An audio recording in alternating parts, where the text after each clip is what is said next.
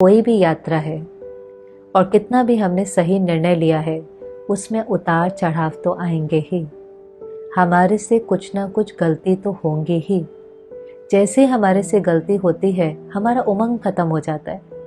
Actually गलती होना तो गलत बात है ही नहीं, लेकिन एक ही गलती बार बार रिपीट होना गलत है। बाकी तो कोई हम परफेक्ट नहीं है, हमारे से कुछ ना कुछ गलतियां तो होंगी।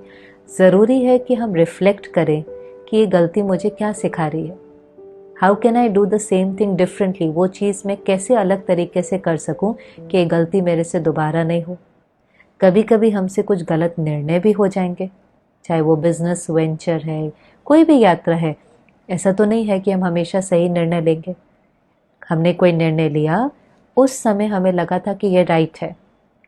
जितनी हमारी बुद्धि को समझ थी, जितनी हमने औरों से एडवाइस ली, उसके आधार पर हमने एक निर्णय लिया।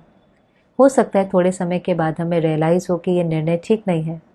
जब हमें समझ आई, when we know better we do better, जब हमें कोई चीज़ की समझ आ जाती है तो हम अब अगला अपना जो कदम है वो श्रेष्ठ उठाते हैं। पर हमें इससे डरना नहीं चाहिए कि हमारा गलत निर्णय क्यों हो गया। कभी कभी हमारे से गलतियां हो जाती हैं, गलत निर्णय हो जाता है, जीवन में फेलियर भी हो जाते हैं।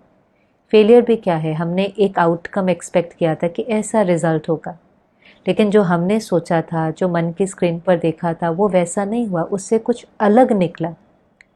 वो अलग भी हो सकता है, शायद बेहतर है, पर कभी कभी हम पुराने से इतना अटैच होते हैं तो हमें उसके अंदर बेनिफिट भी दिखाई नहीं देता।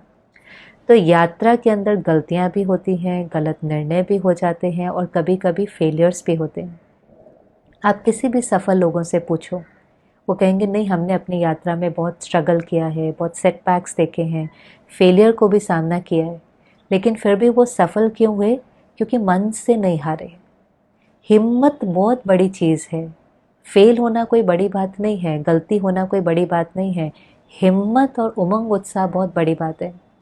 अगर हिम्मत होती है तो हम किसी भी विघ्न को पार कर सकते हैं।